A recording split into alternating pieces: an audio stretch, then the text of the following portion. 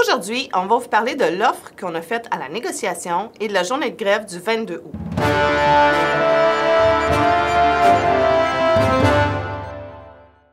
Cette semaine, c'était le retour des vacances et le retour aussi à la négociation. Oui. En fait, depuis, vous savez, pendant nos vacances, il y a eu quelques mouvements au niveau du gouvernement. Ils ont changé les dates pour les élections. Donc, ça vient un peu modifier notre planning et notre calendrier qu'on a dû rapidement lundi rectifier la situation puis se repositionner au niveau de notre stratégie puis des semaines à venir.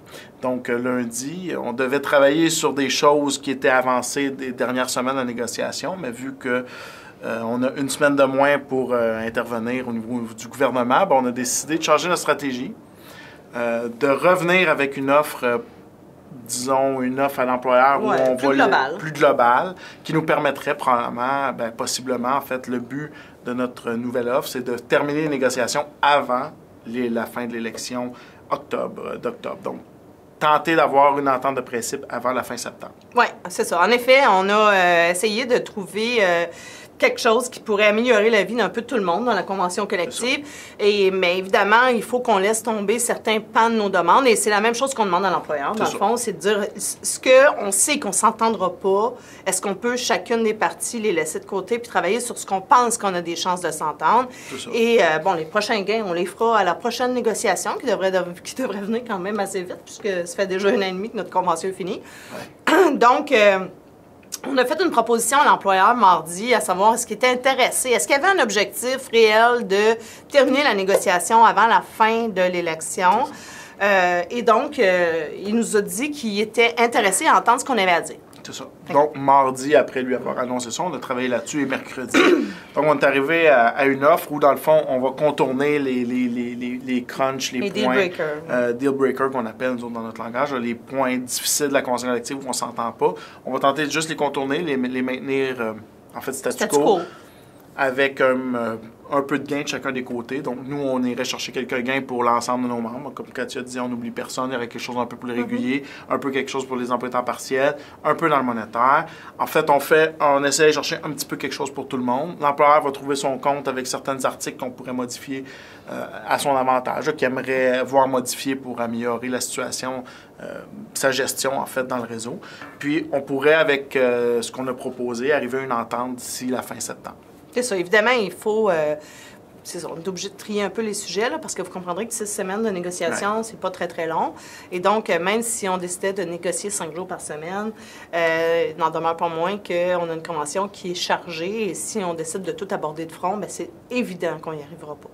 Donc, on a choisi certains sujets qu'on pense que ça touche le plus de gens, puis ça a un plus gros impact sur la vie au quotidien des gens. Un impact sur le quotidien des gens, c'est ça. C'est ce qu'on va viser, ça va être les avancées qui ont un impact immédiat sur le quotidien des gens. Donc, c'est ce que nous, on va viser pour une négociation rapide. Donc, ce qu'on laisse de côté, l'employeur, en fait, ce qui est important pour nous, c'est que ce qu'il laisse de côté, c'est clair que c'est les planchers d'emploi, donc les nombres de postes de réguliers autant dans les bureaux des succursales, et le plancher horaire où on demande à l'employeur que ce serait un statu quo qui ne ferait pas de gain là-dessus.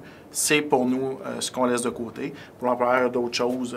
Il y a d'autres gains à faire dans la convention là, aussi. Puis pour lui, on a des choses qu'on demande qui sont inacceptables. Donc, des deux côtés, on s'entend pour laisser tomber des choses, mais l'objectif, c'est d'obtenir une convention collective d'ici les 6 prochaines semaines. Et c'est ça qu'on a présenté ce matin à l'employeur. En fait, c'était un plan de travail, si on veut, là, avec certains retraits de demande, d'autres avancées, où est-ce qu'on disait, mais si on pourrait travailler là-dessus, on est ouvert à travailler là-dessus.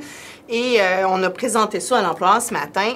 Et on doit vous dire que l'employeur n'était pas fermé. Ils vont nous répondre... Ça a été reçu correctement. C'est ça. Ils vont nous répondre jeudi prochain. Donc, ils vont nous dire... ils vont nous faire, j'imagine, une contre-proposition, nous dire un peu s'ils sont d'accord avec cette façon-là de procéder. Et nous, on leur a dit clairement là, que s'ils achetaient des choses, on voudrait en acheter aussi et ça deviendrait comme impossible de régler en 6 semaines. C'est ça.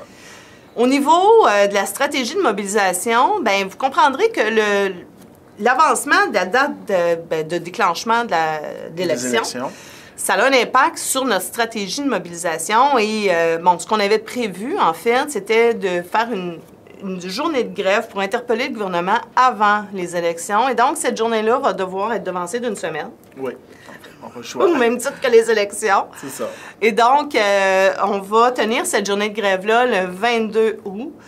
Et ça ne sera pas une journée de grève comme la dernière fois. Vous savez, l'objectif la dernière fois, c'était en fait, de ralentir les opérations dans les entrepôts, donc d'empêcher les camions d'entrer dans les succursales. Là, ce ne sont pas du tout les succursales qui sont visées, c'est directement le gouvernement qui va être interpellé. Ça. Parce que le gouvernement, c'est notre boss. Bien, c'est une partie de notre... En fait, ouais, c'est notre boss. Fait que donc, en fait, on va interpeller le gouvernement parce qu'avec les lois électorales, on ne pourra plus, à partir du 23, directement affecter ou aller faire des manifestations ou faire les choses... On ne pourra pas payer pour le faire. C'est ça. On ne pourra pas payer pour le déranger. Donc, on veut, avant le blitz des 6 semaines, comme on a mis dans notre stratégie puis qu'on vous a présenté aussi en Assemblée, notre stratégie, c'était de tenter de trouver des façons de pousser sur l'employeur et pousser sur le gouvernement pour arriver à un règlement avant la fin des élections. Mais c'est notre dernier stretch. En fait, le 22, il faut mettre pression, faire pression sur le gouvernement pour qu'il, lui, dans les 6 prochaines semaines, donne les mandats nécessaires à l'employeur pour closer notre convention collective. Donc, c'est ce qu'on va faire le 22. Ça va être différent. Donc, notre but, c'est pas de fermer les succursales, c'est pas de ralentir les opérations en succursales. Ce sera d'embarquer dans des autobus. Oui. Et de participer à des activités qui vous seront dévoilées au moment opportun. Tout à fait. Donc, on va plutôt se réunir à des endroits stratégiques et on va démontrer au gouvernement qu'il doit donner les mandats à la SAQ pour qu'on obtienne un règlement à court terme. Évidemment, on sait que certaines succursales seront ouvertes, ben, tu sais, on peut rien y changer, mais bon, on pense que les clients vont être plus solidaires étant donné qu'ils vont être avisés à l'avance. C'est ça. Fait qu'on l'annonce à l'avance, là, que cette journée-là, on sera en grève, donc ils devront faire des provisions, hein, ça c'est pas compliqué, de toute façon, bon. Une grève le mercredi. Oui, c'est ça. Donc, on sait que les gens vont avoir le temps, là. Pour la majorité, ils n'ont pas nécessairement besoin de venir à chaque jour. Donc, c'est pas parce qu'on est en grève, là, un samedi, que ça a un impact pour samedi, un mercredi. Un mercredi. Mercredi le 22. Le 22. C'est pas parce qu'on est en grève le mercredi que ça va avoir un impact là, sur eux de façon importante. Ben, le mercredi, ça a moins d'impact que le samedi. Ouais. Mais bon, là, pour l'instant, on parle du 22, mercredi le 22. Oui, tout à fait. Donc, on a besoin de vous. Il faut que les gens soient là. Exactement. En fait, on a besoin que les gens se présentent en grand nombre. Ceux qui sont cédulés, en fait, on va vous demander de vous présenter au point de ralliement. Tout ça sera organisé de façon régionale, donc communiquer avec vos délégués régionaux. Ils vont mettre sur place une structure.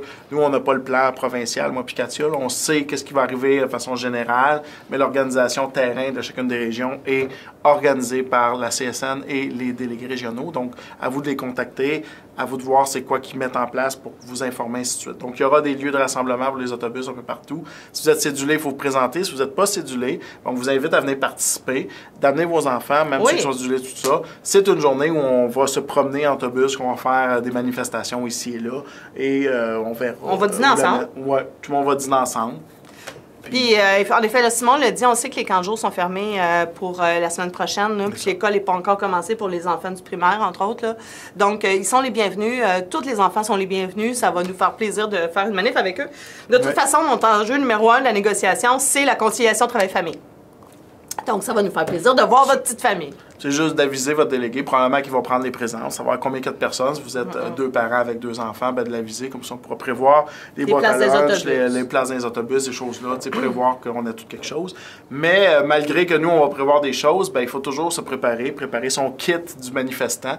Souvent, Katia, là-dedans, elle a des bonnes idées à vous. Ben, la crème solaire, de l'eau, un parapluie au cas où il pleut, et évidemment des barres-tentes pour parce qu'il n'y aura pas de collation de servie, là, donc il va y avoir un dîner, mais si vous êtes genre à grignoter ou vos enfants sont genre à grignoter, amenez des fruits, n'importe quoi, mais pour pas crever de faim pendant qu'on fait nos activités. Ça fait ça. Donc, là-dessus, on a vraiment besoin de vous. Là, on vous le dit, c'est probablement la manifestation qui risque d'être la plus importante, en tout cas, pendant un bon bout de temps.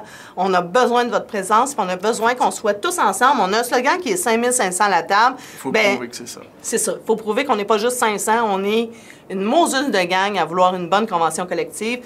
Puis, dans cette mesure-là, ben, on va se mettre tout le monde ensemble, puis on va aller le démontrer au gouvernement dans différents lieux, puis on va leur réserver des surprises. Voilà. Donc la journée du 22 est réservée pour une manifestation. Ouais, important. Donc, on vous revient la semaine prochaine. On va sûrement se voir. Vous allez voir des membres de l'exécutif, là, sûrement dans les plus grosses manifestations. Et pour le reste, ben, on va vous faire un topo de ce qui s'est passé, puis on vous revient avec la suite de la négociation. Donc, on vous souhaite une bonne fin de semaine. Une bonne semaine au début de la semaine prochaine. Puis on se revoit mercredi. Oui. Salut.